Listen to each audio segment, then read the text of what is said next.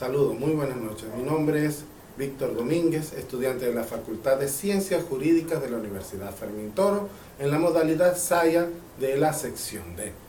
La materia en cual vamos a poner en práctica hoy de estudio es Introducción a las Ciencias Jurídicas del Derecho, contemplando los siguientes temas: la relación jurídica, el hecho jurídico y las fuentes del derecho.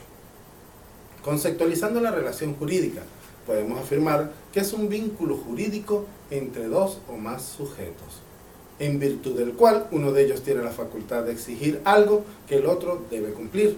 La relación jurídica, según se expresa en la definición, se establece siempre entre los sujetos del derecho, activo y pasivo, y no entre el sujeto y la cosa. Entre los sujetos y la cosa existen relaciones de hecho, pero no vínculos jurídicos. Con lo dicho se comprende que en virtud de la relación jurídica una persona tiene la facultad de exigir algo, que es el derecho subjetivo, que otra debe cumplir el deber jurídico a cargo del sujeto pasivo de la relación. Característica de la relación jurídica. Relación heteronoma. Significa que el obligado por la norma no es quien la impone. En otras palabras, existe alguien quien impone la norma. En el caso del derecho, la norma jurídica que se expresa la impone el poder legislativo, y otro que es obligado por ella, aquel que se coloca en el supuesto de hecho de recoger la norma. Ejemplo, quien cause daño a otro está obligado a repararlo. Esta norma lo dictó el poder legislativo y está escrita en un código y la tiene que cumplir un particular. ¿Quién es ese particular? La persona diferente a quien la dictó. Causa un daño a un tercero, y entonces vendríamos explicando lo que entraría en la ética, que es la moral que internaliza y somete a una persona por voluntad propia. No es heteronoma, sino autónoma, ya quien las impone es la conciencia del individuo que la cumple. Característica de la relación jurídica bilateral. La idea de contrato sinalagmático refiere a un contrato bilateral, que es un convenio que genera obligaciones recíprocas para aquellos que firman el acuerdo. De este modo, el sinalagmático es un contrato que se diferencia del unilateral, que implica obligaciones para una parte única, que ese es el sentido unilateral de la relación. Podemos encontrar una gran variedad de contratos sinalagmáticos en la vida cotidiana, ya que se trata de contratos que suelen regir diversas operaciones comerciales. El contrato típico de compra-venta, por ejemplo, este es uno de los mejores ejemplos de lo que significaría una relación jurídica sinalagmática o bilateral. Supongamos que una persona vende un automóvil a otra. Ambos están sujetos a la firma de un contrato sinalagmático. El vendedor adquiere la responsabilidad de entregar el vehículo y el comprador está obligado a pagar el precio determinado entre ambas partes. Otro ejemplo de una característica de una relación jurídica bilateral entre el contrato de arrendamiento o de alquiler que puede existir en dos personas interesadas en una negociación de este estilo. Características de la relación jurídica externa. La validez de los derechos y obligaciones que origina solo depende de la adecuación exterior de la conducta. Tipos de relación jurídica convencional. Este tipo de relación es aquella cuyos propósitos están fundamentados en los acuerdos previos de las partes, con el auxilio de la normativa vigente. Ejemplo de esto, la constitución de una asociación o de una compañía. Como otro tipo de relación jurídica convencional, podemos continuar afirmando que surge como consecuencia de las actividades del hombre en una sociedad, aunque entre los afectados no haya existido una intención previa para su existencia. Un caso puede ser la relación procesal de ejecución, que en algunos casos se hace en forma oral ante el órgano ejecutivo y ni siquiera se comunica al adversario, enterándose por la comunicación de los actos que ya viene a permanecer el desarrollo de la relación ejecutiva. Es una relación que tiene carácter propio, originado en el hecho de que precede de una declaración por voluntad de la ley. Elementos de la relación jurídica. Entre los elementos conseguimos el elemento personal. Toda relación jurídica se establece entre personas jurídicas individuales o colectivas. Elemento subjetivo es una correlatividad de situaciones de poder y deber pertenecientes al sujeto activo y al pasivo. El elemento objetivo, norma que obliga al infractor al cumplimiento de la obligación y pena de sanción. El elemento causal, vínculo jurídico que une a los elementos en una relación de derecho, sujeto pasivo y sujeto activo. Y el elemento coactivo obliga al sujeto pasivo a realizar el pago en el caso de que no lo haga espontáneamente. Teorías de la relación jurídica. Simples. Solo existe un vínculo entre el sujeto activo y el sujeto pasivo, compuesto en un solo poder y una sola obligación. La relación jurídica compleja existe en la pluralidad de vínculos, ya que en su forma más sencilla de relación recíproca o en las que preceden a varias personas. Teoría de la relación jurídica, la teoría de los sujetos. Para esta teoría, que mantiene el criterio de derecho romano, la relación jurídica siempre es el vínculo entre una persona, el sujeto activo, y un objeto. Teoría del derecho sobre el objeto. No es necesario buscar de manera forzosa una explicación única para todos los tipos de relaciones jurídicas. Puede haber relaciones jurídicas entre una persona y una cosa, pero también pueden existir relaciones entre dos personas. Teoría intermedia de Fontour. Esta teoría define la relación jurídica como un vínculo que se establece entre conceptos contenidos en la norma. Consiste en ser el conector que une la conducta prevista en el supuesto hecho de una norma y el acto de coacción destinado a sancionar aquella conducta. Teoría de Kelsen y la teoría de Nawaski-Barbero son teorías que también apoyan la relación jurídica. Definamos en esta oportunidad el derecho de acción. El derecho de acción pertenece a la clasificación de los derechos subjetivos. Depende de forma directa de la intervención de los órganos jurisdiccionales que tienen como función proteger los bienes jurídicos tutelados. Tiene su origen en la necesidad de prohibir la justicia por propia mano y del poder que recae en el Estado dentro de su función jurisdiccional. Es el derecho de los individuos de tener acceso a los mecanismos jurídicos y tribunales solicitados, que fuercen la potestad de juzgar y hacer ejecutar lo juzgado. El derecho de acción cumple con su naturaleza con la ejecución de una sentencia dictada por una autoridad competente.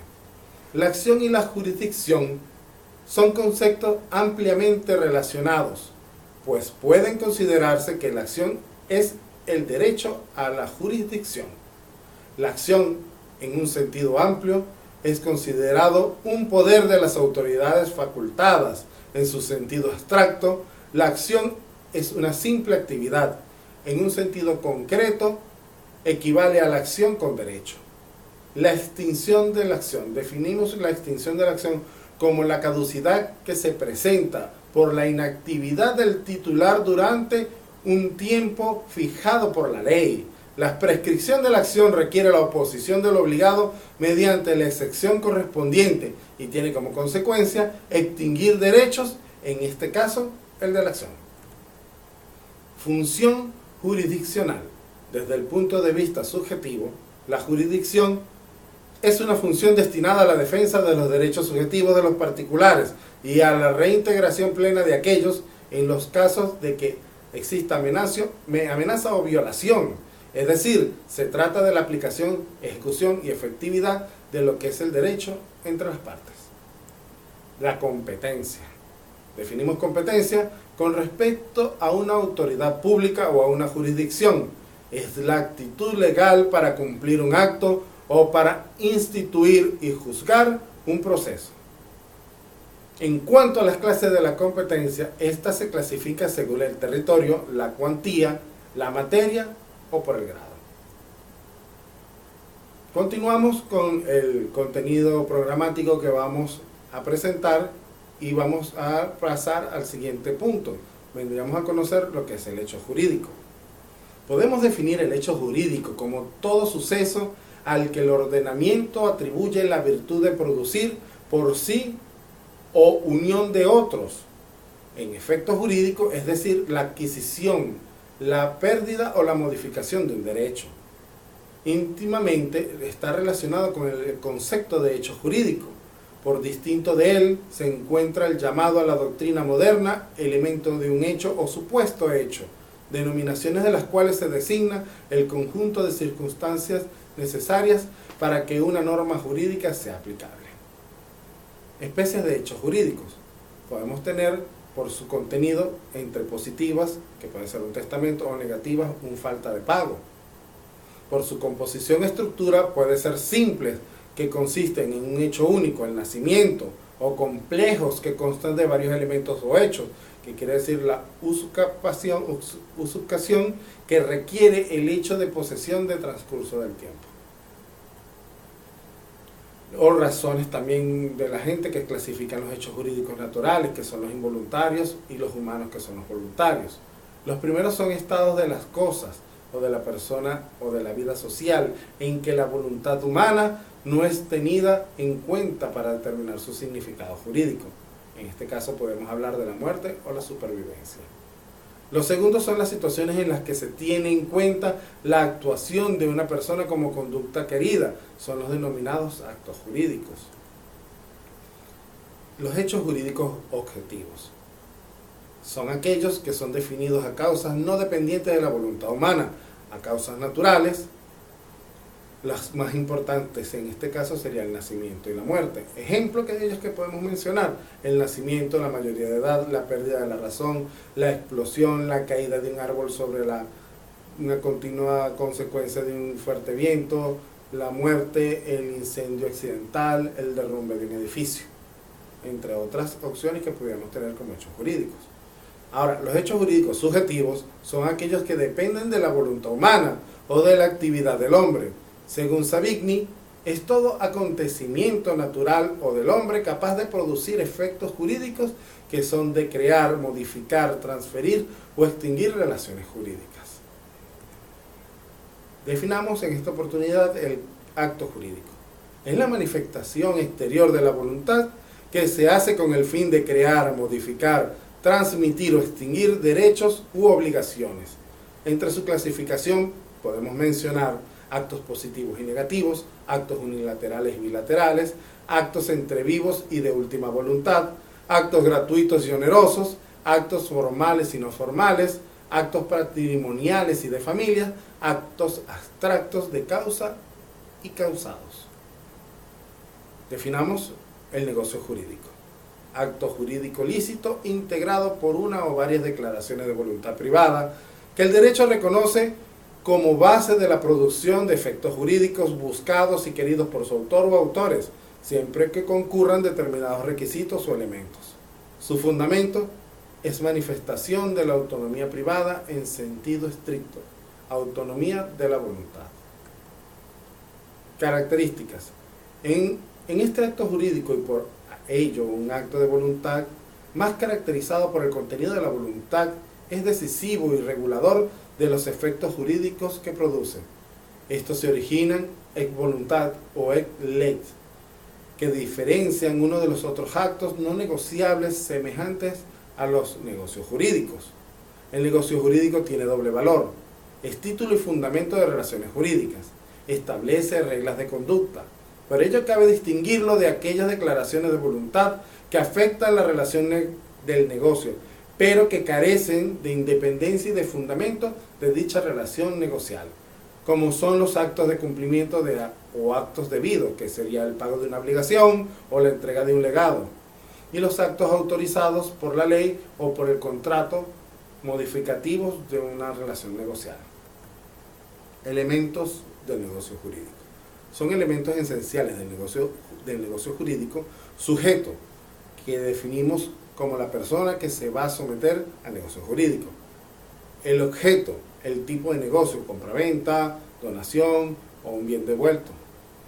La forma, la manera como se realiza el negocio jurídico, que en derecho privado es libre, salvo si la ley estipula lo contrario, pero con el derecho público se debe seguir reglas, formatos y procedimientos específicos.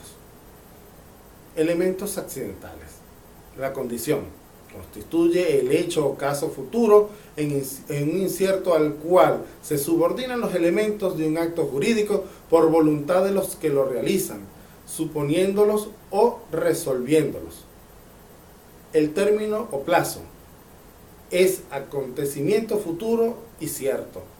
El modo de la carga, como otro elemento accidental, constituye el medio o forma de originar o extinguir las relaciones jurídicas. La interpretación, pruebas, medios de prueba, ineficiencia, convalidación y extinción del negocio jurídico.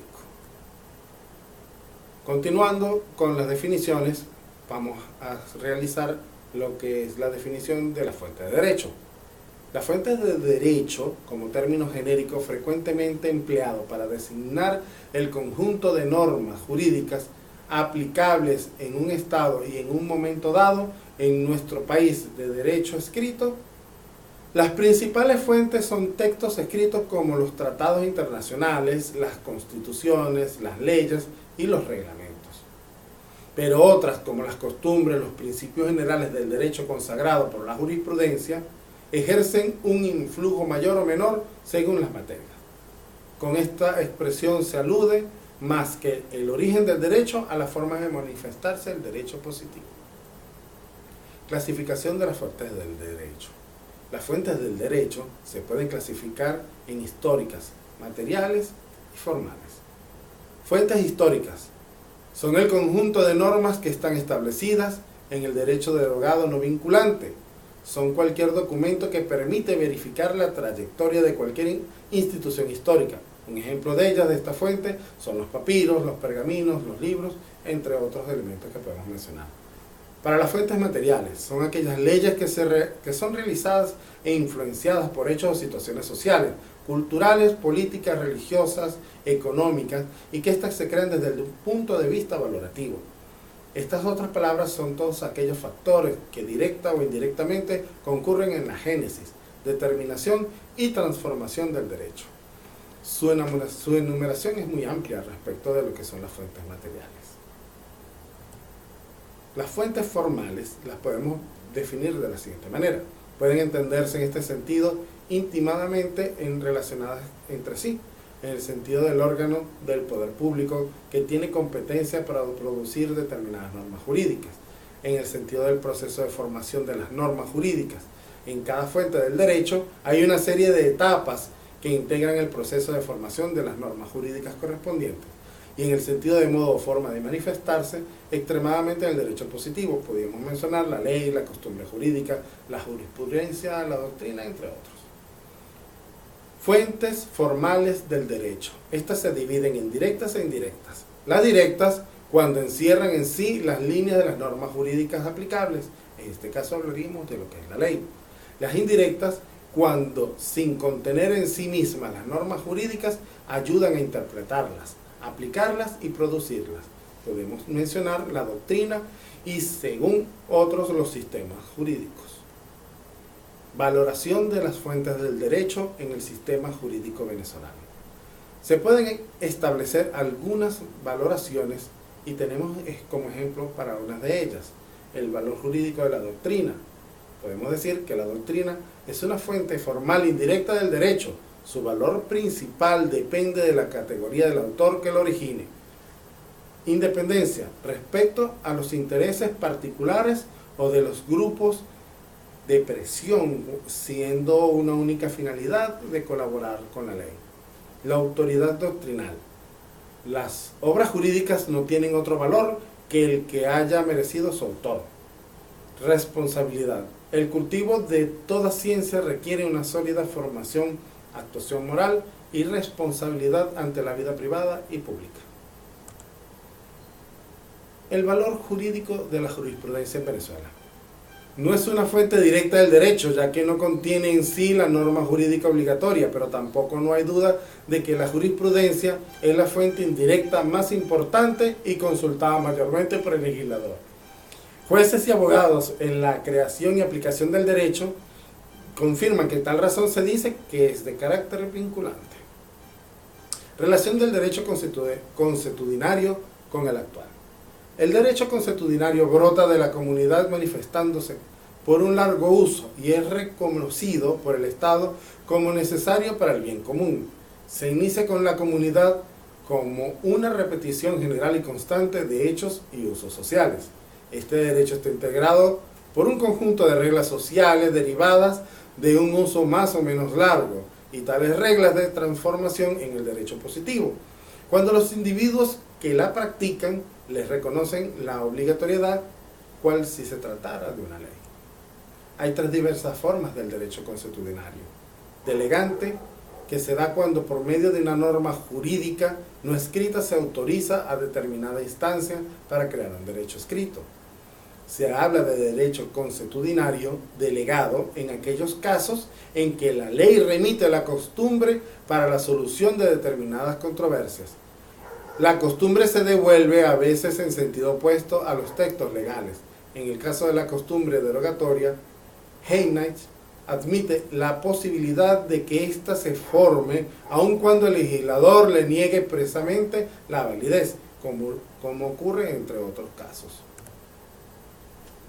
Con esta presentación hemos cumplido con los aspectos a los cuales hemos sido determinados y delegados para esta exposición, y que ustedes tengan provecho de la misma. Muchas gracias.